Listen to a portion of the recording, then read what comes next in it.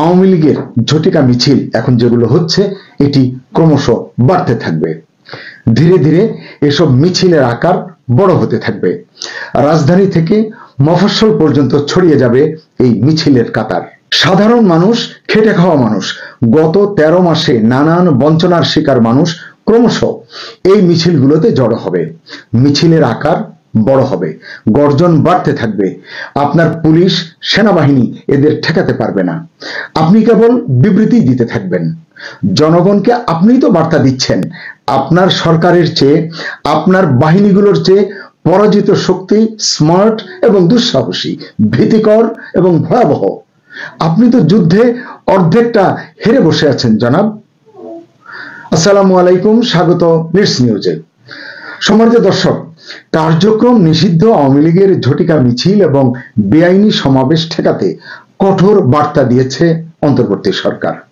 বাঘা বাঘা উপদেষ্টারা প্রধান উপদেষ্টার সঙ্গে বৈঠকে বসে এই সিদ্ধান্ত নিয়েছেন। সামরিক বেসামরিক অনেক বড় কর্তাও ছিলেন এই বৈঠকে। এই মিটিংয়ে কঠোর নির্দেশনা দেওয়া হয়েছে স্থানীয় প্রশাসন যেন আরো সক্রিয়ভাবে সব ঘটনা মোকাবিলা করে। কিন্তু আমরা দেখেছি স্থানীয় প্রশাসন যখনই ব্যর্থ হয় তখনই আবার তাদের দিকে তোপ দাগানো হয়। কি বলা হয়? এদের দিয়ে হবে না, কারণ এদের অনেকেই ফ্যাসিবাদের দোসর। এই বৈঠকের খবর জানাতে, মানে যে বৈঠকটি প্রধান উপদেষ্টার সঙ্গে সকলে মিলে করেছেন, এটির খবর জানানোর জন্য প্রেস কনফারেন্স করেছেন প্রধান উপদেষ্টার প্রেস সচিব। তিনি বলেছেন জুলাইকে, মানে জুলাই অভ্যুত্থানকে সামনে রেখে আমাদের রাজনৈতিক ঐক্য, মানে সরকার এবং দলগুলোর রাজনৈতিক ঐক্য ধরে রাখার বিষয়ে বৈঠকে জোর দেওয়া হয়েছে এবং বলা হয়েছে রাজনৈতিক দলগুলোর সাথে ভালো সম্পর্ক বজায় রাখতে। এখানে আমি বলবো আপনারা বোধহয় আবারও ভুল করছেন, এখনো ভুল পথে হাঁটছেন। তার চেয়ে জনগণের সঙ্গে ভালো সম্পর্ক গড়ে তুলুন, জনগণের কথা শুনুন, জনগণের পাশে দাঁড়ান। এই যে বৈঠকে রাজনৈতিক দলগুলোর সাথে নিবিড় সম্পর্ক গড়ে তোলার বিষয়ে জোর দেওয়া হলো, এগুলো কোনো কথা হলো? কোন রাজনৈতিক দলের সঙ্গে তৃণমূল পর্যায়ের জনগণের শ্রদ্ধা এবং ভালোবাসার সম্পর্ক আছে? এরকম একটা নেতা আমাকে দেখান, একটা নেতার নাম বলেন যিনি ডাক দিলে বাংলার আপামর মানুষ তার পতাকা তলে এসে দাঁড়াবে অথবা আপনার পাশে এসে দাঁড়াবে। শোনেন, বিএনপি আওয়ামী লীগের মতো দলকেও বিশাল শোডাউন করতে বাস ভাড়া করে, প্যাকেট লাঞ্চ দিয়ে অথবা পকেট খরচা দিয়ে বা বাড়তি কিছু টাকা পয়সা দিয়ে মফস্বল থেকে লোক আনতে হয়। তখন তারা এটাও দেখে না যে কে বিএনপি করে কে আওয়ামী লীগ করে। তারা শুধু ভাবে বাস ভর্তি করতে হবে, জনসমাবেশ স্থলে বিশাল বিশাল ব্যানার ফেস্টুন নিয়ে ব্যক্তি নেতার বিশালত্ব জাহির করতে হবে। এটাই আসলে বাস্তবতা। আপনার চারপাশে যে এত এত নুরানি চেহারার নেতারা, যারা আপনার এতটুকু অনুকম্পার জন্য হাপিত্তেশ করেন, তারা কি কোনো জনস্রোত রুখতে পারেন? না জনস্রোত সৃষ্টি করতে পারেন? ভাড়া করা লোক দিয়ে সোহরাওয়ার্দী উদ্যান ভরাট করলেই নেতা বা দল বড় হয় না, এটা বুঝতে হবে সবার আগে। প্রেস সচিব বলেছেন, প্রধান উপদেষ্টা আজকের বৈঠকে বলেছেন, আসন্ন দুর্গাপূজায় অস্থির পরিস্থিতি সৃষ্টি করতে নানান ষড়যন্ত্রমূলক চেষ্টা হতে পারে। প্রধান উপদেষ্টাকে বিনয়ের সঙ্গে বলতে চাই, আপনি এত কুডাক ডাকেন কেন? একবার বললেন দেশে যুদ্ধ পরিস্থিতি বিরাজ করছে, এখন বলছেন দুর্গাপূজায় অস্থির পরিস্থিতি সৃষ্টির ষড়যন্ত্র হতে পারে। এটা বলার দরকার কি? কাকে বলছেন আপনি এসব? জনগণকে ভয় দেখাচ্ছেন? নির্বাচন না করার অজুহাত তৈরি করছেন? সত্যিই যদি এমন কোনো আশঙ্কা থাকে, আপনি যদি সেটা বুঝতে পারেন, তাহলে প্রয়োজনীয় ব্যবস্থা নিন। এসব কথা বলে ষড়যন্ত্রকারীদের যদি সত্যি কেউ থাকে, তাদের সতর্ক করছেন কেন? গত বছর তো এত সতর্কবাণী উচ্চারণ করেননি দুর্গাপূজার সময়, কই কোনো সমস্যা তো হয়নি। অথচ গত বছর আইন শৃঙ্খলা পরিস্থিতি আরো নাজুক ছিল, অন্তত এবারের তুলনায় তো বেশি খারাপ ছিল। বুঝলাম আপনার দেশ পরিচালনার অভিজ্ঞতা নেই, আপনার এনজিও বন্ধুদেরও নেই, কিন্তু আপনার সঙ্গে তো 2-4 জন অভিজ্ঞ মানুষ আছেন। রিটায়ারমেন্টের পরে বাড়ি চলে গেছে, সেখান থেকে তো তাদের ডেকে এনেছেন, তাদের তো অভিজ্ঞতা আছে। তাদের কাজে লাগান, তাদের কথা শোনেন, কৌশল প্রয়োগ করেন। সরকারের সকল মেশিনারি তো আপনার হাতে। জনগণকে সতর্ক করার নামে প্লিজ আর বিভ্রান্ত করবেন না, আর ভয় দেখাবেন না। আপনার কিছু অ্যাকশন গোপন রাখেন, হুটহাট ব্যবহার করেন, প্রয়োজনে আপনি জটিকা অ্যাকশন চালান, দেখবেন আইন শৃঙ্খলা পরিস্থিতি ঠিক হয়ে আসবে। জনগণ চায় না এমন মানুষ নিয়ে যতই প্ল্যান করেন না কেন কাজে আসবে না। আমজনতা এসব বুঝে। প্রেস সচিব জানিয়েছেন, ডাকসু নির্বাচন যাতে শান্তিপূর্ণ এবং উৎসব মুখর পরিবেশে হতে পারে সেজন্য প্রধান উপদেষ্টা বিশ্ববিদ্যালয় প্রশাসনকে সর্বাত্মক সহযোগিতা প্রদানের নির্দেশ দিয়েছেন। ভালো কথা, কিন্তু মাননীয় প্রধান উপদেষ্টা কি জানেন ডাকসুতে কে ভিপি হবে, কে জিএস হবে, কে এজিএস হবে? বাকিগুলোর কথা বললাম না। আমি দেখলাম এটা অনেকেই নাকি জানে অথবা ধারণা করে। এই জানা বা ধারণার মূল বেসিকটা কি? মূল বেসিকটা হলো ইলেকশন ইঞ্জিনিয়ারিং। তো ডাকসুতে যদি এটা সফল হয়, আপনি কি মনে করছেন জাতীয় নির্বাচনে এটা সহজ হবে? এটা মনে করার কোনো কারণ নেই। কারণ জনআস্থা খুব মারাত্মক জিনিস। জনআস্থা তৈরি হয়েছিল বলে ভিন্ন জগতের মানুষ হয়েও আপনি ক্ষমতার চেয়ারে বসতে পেরেছেন। এখন জনআস্থা তলানিতে চলে গেছে বলেই আপনাকেও এখন যাওয়ার নিরাপদ পথ খুঁজতে হচ্ছে। এটাই নিয়ম। যদি জনগণের কাছে থাকতেন, যাদের আস্থা বিশ্বাসের কারণে প্রধান উপদেষ্টার চেয়ারে বসেছেন, যতই মেটিকুলাস ডিজাইন থাকুক না কেন এর পেছনে, যদি সেই জনগণের জন্য দরদি হতেন, তাহলে এমন নিদারুণ দিন আপনাকে আমাদেরকে দেখতে হতো না। এই বৈঠকে পতিত পরাজিত ফ্যাসিবাদী শক্তির কথা যেভাবে আপনারা আলোচনা করছেন, যেভাবে ভয় পাচ্ছে আপনার সরকার, আমি নিশ্চিত পরাজিত শক্তিও নিজেদের এতটা শক্তিশালী ভাবছে না এখনো। জনগণকে আপনি তো বার্তা দিচ্ছেন, আপনার সরকারের চেয়ে, আপনার বাহিনীগুলোর চেয়ে পরাজিত শক্তি স্মার্ট এবং দুঃসাহসী, ভীতিকর, ভয়াবহ। আপনি তো যুদ্ধে অর্ধেকটা হেরে বসে আছেন জনাব। পরাজিত শক্তি তো চেষ্টা করবেই তার জায়গা পুনরুদ্ধার করতে। আপনি তাকে নিষিদ্ধ করেই তো সর্বনষ্ট করেছেন। আপনি যদি বলতেন, আসো নির্বাচনে অংশ নিয়ে জনপ্রিয়তা যাচাই করো, যে অপরাধ করেছো তারপরে কত শতাংশ মানুষ তোমাদেরকে ভোট দেয়, কজন আসতে বলে আপনি মনে করেন? কিভাবে আসতো? দলের মানুষের সঙ্গে, এলাকার সঙ্গে যে বৈরিতা তারা তৈরি করে রেখেছে গত 16 বছরে, কতটা মোকাবিলা করতে পারতো তারা? যাদের দুর্নীতির খতিয়ান বেরিয়েছে গত 1 বছরে, সব তো বের হয়নি, তারা কোন মুখে ভোট চাইতে আসতো মানুষের কাছে? আপনি সে পথে না গিয়ে তাদের নিষিদ্ধ করলেন। এখন রাস্তায় নামতে দিচ্ছেন না। ফলে কি হচ্ছে? তারা জনগণের সহানুভূতি অর্জন করছে, আর আপনি জনআস্থা হারাচ্ছেন। আপনি বা আপনার সরকার হয়তো স্বীকার করছে না, আপনার উপর বিভিন্ন দেশ ও সংস্থার কি পরিমাণ চাপ কাজ করছে তা আপনার কথা শুনলে, বডি ল্যাঙ্গুয়েজ দেখলে, আপনার উপদেষ্টাদের কথা শুনলে বোঝা যায়। আপনার প্রিয় রাজনৈতিক দলের নেতাদের কথা শুনলেও কিন্তু ধারণা করা যায়। ইনক্লুসিভ নির্বাচনের জন্য চাপ যেভাবে বাড়ছে আপনার উপর, কি করবেন আপনি? আপনাকে নিয়ে বিভিন্ন দেশে যেভাবে ক্রোধ জমছে, ক্ষোভ দেখাচ্ছে মানুষ, গণতন্ত্রকামী মানুষের মনে যে ধরনের নিন্দার ঝড় উঠছে, আপনি কি বুঝতে পারছেন এর শেষ পরিণতি কি? আপনি ঝটিকা মিছিল ঠেকাতে নতুন নতুন নির্দেশনা দিচ্ছেন, কবর থেকে লাশ তুলে পুড়িয়ে দেওয়ার পর বিবৃতি দিচ্ছেন, হুঙ্কার ছাড়ছেন। এসব কি কাজ করবে বলে মনে করেন আপনি? মানুষ বুঝে গেছে আপনার পক্ষপাতিত্বমূলক আচরণে মানুষ যার পর নাই ক্ষুব্ধ। গোপালগঞ্জের ঘটনায় আপনি চুপ করে থাকেন, বিভিন্ন বিশ্ববিদ্যালয়ের ঘটনায় আপনার প্রশাসন কি করছে মানুষ দেখছে, কিন্তু মানুষ আপনাকে কিভাবে মূল্যায়ন করবে? আজকের দিনের রবিবারের শুধু গণমাধ্যমে প্রচারিত হওয়া খারাপ সংবাদগুলো শিরোনাম পড়ুন, হত্যা, খুন ইত্যাদি ইত্যাদি। দেশের সরকার আছে বলে মনে হবার কোনো কারণ নেই। আপনার সরকার কেবল রেকর্ড বাজাচ্ছে। কি বলছে? পরাজিত শক্তি দেশের সার্বিক শান্তি শৃঙ্খলা বিনষ্ট করতে এবং গণতান্ত্রিক অগ্রযাত্রা ব্যাহত করতে সব শক্তি নিয়ে মাঠে নামছে। আচ্ছা, আপনি বুকে হাত দিয়ে বলুন তো, গত 13 মাসে আপনি আইন শৃঙ্খলা পরিস্থিতি কি ঠিক করতে পেরেছেন যে এটা নষ্ট করার প্রশ্ন আসবে? গণতন্ত্রের কথা বললামই না। আবার বলছেন এটা জাতীয় নিরাপত্তা ইস্যু হয়ে দাঁড়িয়েছে। আসলে জাতীয় নিরাপত্তা ইস্যু আপনার লোকজন বোঝে কিনা সেটাই কিন্তু বড় প্রশ্ন। তাই বলবো, জনগণকে বুঝুন, জনগণের কথা শুনুন, জনগণের সমস্যা দূর করতে চেষ্টা করুন, অপরাধীদের পাকড়াও করুন, শাস্তি দিন, এবং সবচেয়ে বড় কথা, পক্ষপাতিত্ব ছাড়ুন।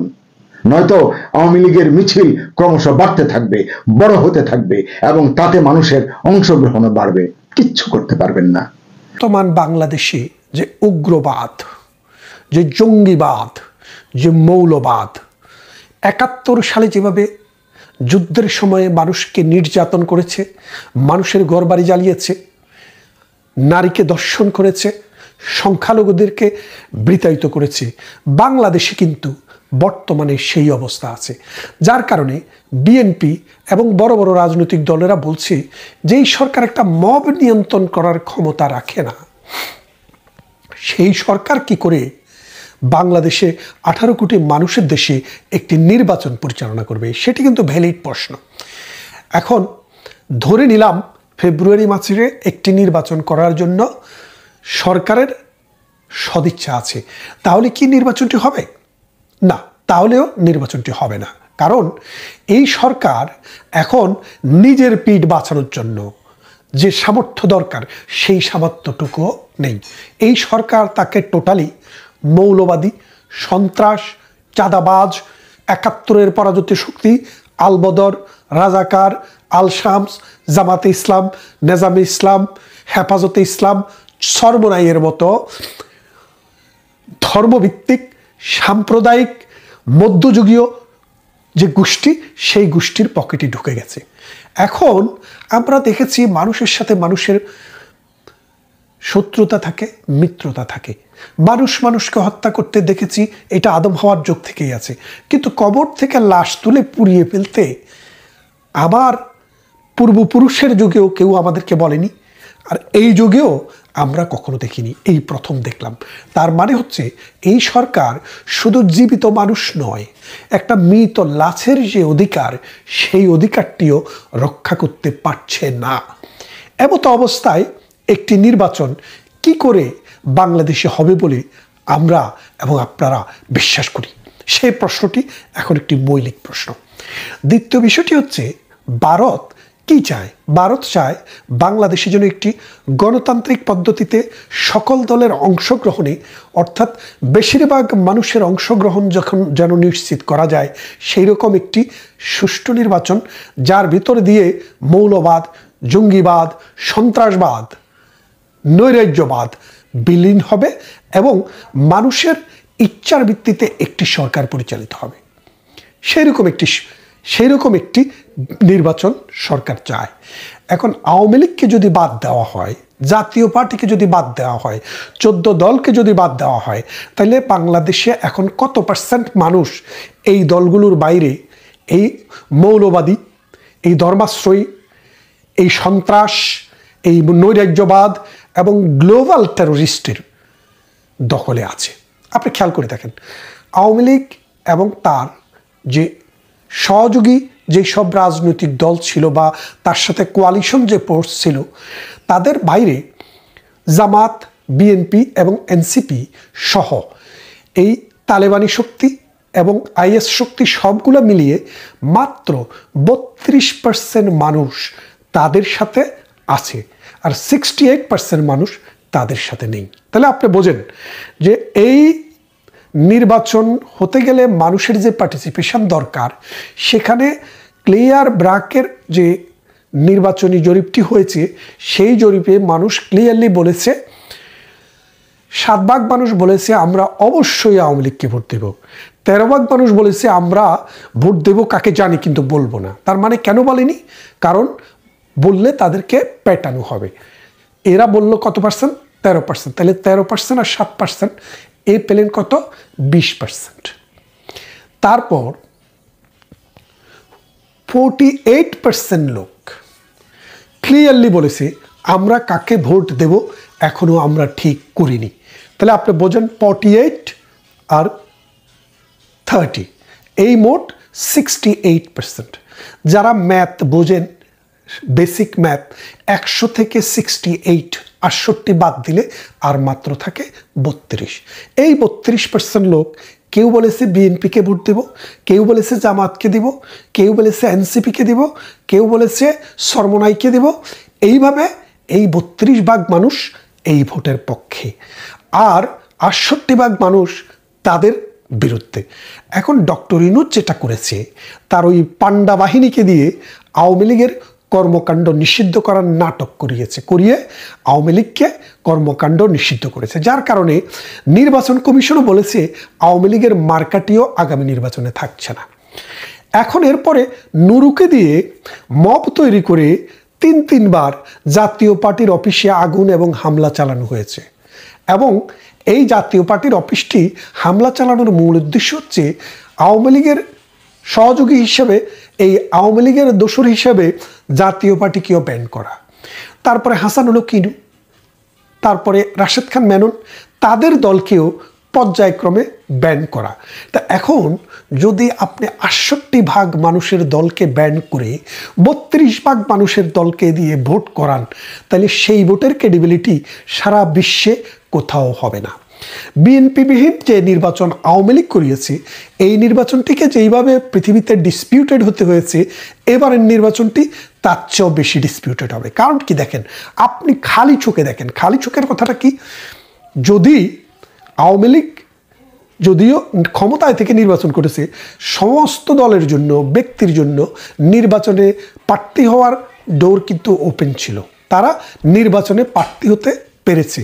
কিন্তু এখন বিষয়টা কি দাঁড়াচ্ছে, যে তারাই নির্বাচন করবে, অন্য দল আওয়ামী লীগ, জাতীয় পার্টি, তারপরে কমিউনিস্ট পার্টির মতো দল, তারা কি করতে পারবে না, নির্বাচনে অংশগ্রহণ করতে পারবে না। তাহলে আপনারা বোঝেন যে আপনি বিশ্বমানের একটা নির্বাচন করবেন, যে পৃথিবীকে উল্টায়া ফেলবেন, সে উল্টানোর জায়গায় দেখা যাচ্ছে আপনিই উল্টে গেলেন। মানে আপনিই মাথা উপরে, মাথা নিচে, পা উপরের দিকে দিয়ে আপনিই শুয়ে থাকলেন। এখন ব্যাপারটা বোঝেন, ভারত কি চায় বাংলাদেশে একটি নির্বাচন হোক, যে নির্বাচনে জাতীয় পার্টি এবং আওয়ামী লীগ অংশগ্রহণ করতে পারবে না? না, চায় না। ভারত এই নির্বাচনকে কখনো অ্যাকসেপ্টও করবে না এবং গ্রহণও করবে না। তবে আমরা যেটা মনে করি, আমরা যেটা বুঝতে পারি, যেই নির্বাচন ভারত গ্রহণ করে না, যেই নির্বাচন ভারত অ্যাকসেপ্ট করেনি, সেই রকম নির্বাচন নিয়ে বাংলাদেশে কখনো লম্বা সময় ধরে সরকার ক্ষমতায় থাকতে পারেনি। জিয়াউর রহমান সাহেব ৭৮ সালে একটি নির্বাচন করেছিলেন। এই ৭৮ সালে নির্বাচন করার পরে ৭৯, ৮০, ৮১ 3 বছরও উনি শেষ করতে পারেননি, কিন্তু তাকে বিদায় নিতে হয়েছিল। এরশাদ সাহেব ভারতের সাথে সবসময় সুসম্পর্ক বাজিয়ে রেখেই চলেছেন। ৮৬ সালে তিনি একটি নির্বাচন করেছেন, ৮৬, ৮৭, ৮৮, ৮৯, ৯০ উনি 4 বছর থেকেছিলেন। কিভাবে থেকেছিলেন? তার সাথে ভারতের একটা সুসম্পর্ক, গভীর সম্পর্ক ছিল, যার কারণে তিনি আর্মি পাওয়ার দিয়া ৮০ সাল পর্যন্ত, ৯০ সাল পর্যন্ত ক্ষমতায় ছিলেন। তারপরে তাকেও চলে যেতে হয়েছে। এখন নির্বাচন হবে বাংলাদেশে, ভারতের সম্পর্কটা, ভারতের ইস্যুটা আসছে কেন? আপনাকে বুঝতে হবে, ভারত হচ্ছে আমাদের প্রতিবেশী এমন একটি রাষ্ট্র, যে রাষ্ট্রটি আমার সীমান্তের 3টি দিক বিস্তৃত হয়ে আছে। আমার কোথাও যেতে হলে, আকাশে বিমান উড়াতে হলে আমাকে এই ভারতের পারমিশন নিতে হয়। কারণ সিভিল এভিয়েশন মতে আমাদের যে বিমান চলে, এটা কিন্তু ভারতের উপর দিয়ে যায়, মায়ানমারের উপর দিয়ে যাওয়ার সুযোগ নেই। মায়ানমারের সাথে আমাদের সম্পর্ক তো ভালো না, আর তাছাড়া মাত্র পার্বত্য অঞ্চলের একটি কোণা মাত্র আমাদের সাথে মিয়ানমার, আর দক্ষিণে বঙ্গোপসাগর। তাহলে আপনি বোঝেন, আপনার যে প্রতিবেশী, যাকে ছাড়া আপনি কোনোভাবেই চলতে পারেন না, তার গুরুত্ব আপনার নির্বাচনে কেন, আপনার জীবনের সকল ক্ষেত্রেই থাকবে। তারপরে আসেন যে আপনার দেশ বাংলাদেশ, আমার দেশ বাংলাদেশ। এই বাংলাদেশটিকে কি দেশ বলে? নদীমাতৃক দেশ। মানে বাংলাদেশ হচ্ছে আমাদের মাতা, আর বাংলাদেশের মাতা হচ্ছে নদী, আর নদীর মাতা হচ্ছে ভারত। কারণ আমাদের যে ৫৪টি নদী, এই ৫৪টি নদী ভারতের সীমানা দিয়ে, ভারত থেকে বাংলাদেশে প্রবেশ করেছে। তাহলে এখন আপনি বোঝেন যে ভারত থেকে আসা এই ৫৪টি নদী যদি বন্ধ হয়ে যায়, অথবা এই ৫৪টি নদী ওভারফ্লো হয়, সেই ক্ষমতা কিন্তু ভারতের হাতে রয়েছে। ভারত যদি সেটি ব্যবহার করে, আপনার এবং আমার এমন কি ক্ষমতা আছে যে আমরা ভারতকে স্টপ করব? আমাদের এরকম কোনো ক্ষমতাই নেই, এবং বিশ্ববাসীর, জাতিসংঘেরও সেই রকম কোনো ক্ষমতা নেই। কেন নেই আপনাকে বলি, যে আন্তর্জাতিক নদী কনভেনশন নামে একটা কনভেনশন রয়েছে। সেই কনভেনশনে যেসব দেশ সিগনেচার করে, সেই সব দেশের মধ্যে যদি নদী বিষয়ক কোনো ডিসপিউট আসে, তাহলে এই সিগনেটরি রাষ্ট্র হলে জাতিসংঘের অধীনে একটি সালিশ দরবার করিয়ে সেটার সমাধান করা যেতে পারে। কিন্তু যদি এই দুইটি দেশের কোনো একটি দেশ আন্তর্জাতিক নদী কনভেনশনের সিগনেটরি রাষ্ট্র না হয়, তাহলে তার বিরুদ্ধে একটি মামলাও রুজু করা যায় না। ভারত এবং চায়না এই দুটি রাষ্ট্রের কোনো রাষ্ট্রই আন্তর্জাতিক নদী কনভেনশনের সিগনেটরি রাষ্ট্র না। তাহলে এই নদীমাতৃক বাংলাদেশের, মানে নদী যার মাতা, সেই দেশের এই 54টি নদীর পানির ক্ষমতা ভারতের হাতে রয়েছে। আমাদের দেশে এই ভারত বিরোধিতা কারা করে? এই যে ভারত বিরোধী, আমি ব্যক্তিগত জীবনে কুমিল্লাতে পড়াশোনা করেছি, ঢাকার নটরডেম কলেজে পড়াশোনা করেছি, চট্টগ্রাম বিশ্ববিদ্যালয়ে পড়াশোনা করেছি, লন্ডন ইউনিভার্সিটিতে পড়াশোনা করেছি, ব্রিস্টল ওয়েস্ট ইংল্যান্ড ইউনিভার্সিটিতে পড়াশোনা করেছি ওয়েস্ট লন্ডন ইউনিভার্সিটিতে, গ্লোস্টারশায়ার ইউনিভার্সিটিতে। নানান কারণে, নানান জাতের, নানান মতের, নানান পথের বাঙালির সাথে আমার একটা সুসম্পর্ক ছিল। আমি দেখেছি, আমি হিসাব করে দেখেছি সারা জীবনে, মানে কারা ভারত বিরোধিতা করে এবং কেন করে। ভারত বিরোধিতার প্রথম কথাটি হচ্ছে, ভারতের মানুষের ধর্ম হচ্ছে মূলত হিন্দু, এবং এই হিন্দু ধর্মের ভিতর থেকেই মুসলমানরা বেরিয়ে এসছে। অর্থাৎ ওইখানে এসেই মুসলমানেরা চাষবাস করেছে, ব্যবসা বাণিজ্য করেছে, ধর্ম বিস্তার করেছে। আমাদের পূর্বপুরুষেরা কেউ বিদেশ থেকে এসছে, কেউ কনভার্টেড হয়েছে, যার কারণে এই ভারতে মুসলমান এবং হিন্দুর মধ্যে একটা ক্ল্যাশ কিন্তু সুপ্রাচীন কাল থেকেই ধীরে ধীরে গড়ে উঠেছিল। তারপর ব্রিটিশরা যখন ভারতবর্ষ ছেড়ে চলে যায় 47-এ, তখন দুইটি রাষ্ট্র ধর্মের ভিত্তিতে হয়েছিল, পাকিস্তান এবং হিন্দুস্তান। পাকিস্তানের মুসলমান সংখ্যাগরিষ্ঠ রাষ্ট্র, মুসলমান দেশ, যেখানে বাংলাদেশে একটি অংশ ছিল, আর হিন্দুস্তান যেটি সংখ্যাগরিষ্ঠ হিন্দু মানুষ, যার কারণে এই ভারতের আরেকটি নাম হিন্দুস্তান। কিন্তু দেখেন, আজকের পৃথিবীতে একমাত্র ইন্দোনেশিয়াকে বাদ দিলে পৃথিবীর সবচাইতে বেশি মুসলমান বাস করে ভারতে।